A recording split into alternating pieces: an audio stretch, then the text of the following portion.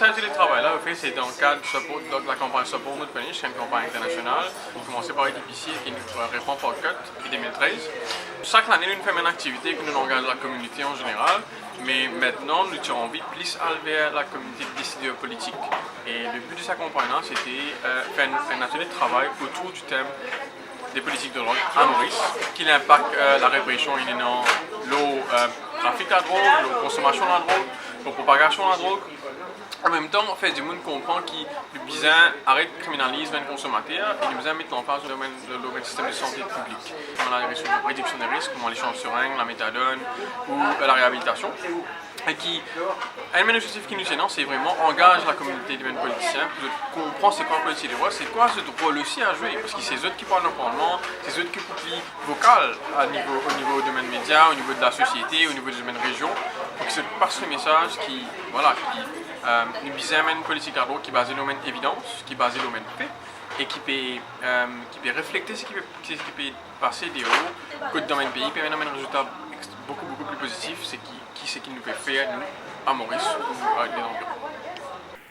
Bon, premièrement, je trouve ça dommage que le gouvernement refuse l'expertise de l'UNICIDA qui déjà fait au fait dans le domaine de la Victoria très longtemps et ils se permettent de envers même une ressource à Maurice, on va trouver comment ça peut affecter le gouvernement, mais il peut être extrêmement positif pour la réponse à la VIH, au problème du VIH à Maurice.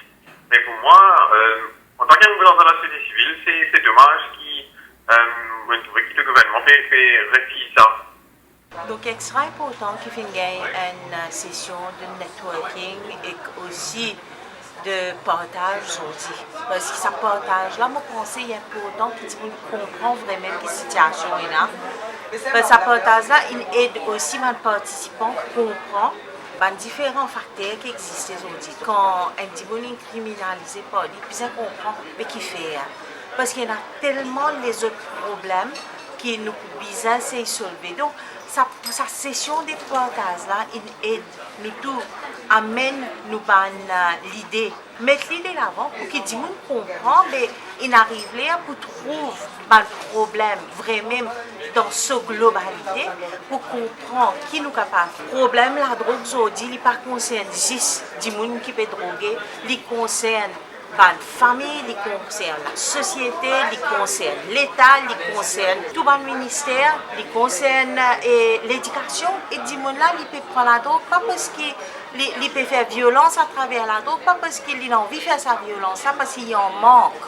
Donc, s'il en manque, il y a une pulsion et qu'il peut réagir. Donc, qu'est-ce qu'il a à faire? Mettre en prison, ce n'est pas solution.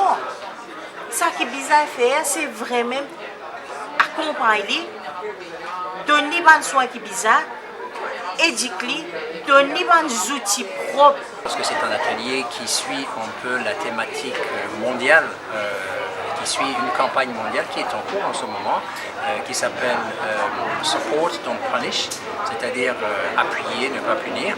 Et c'est un atelier qui est important dans le cadre de Maurice parce qu'il a mis ensemble des journalistes, des parlementaires, des acteurs associatifs, les autorités nationales, le ministère de la Santé, et aussi l'UNICIDA qui était présente.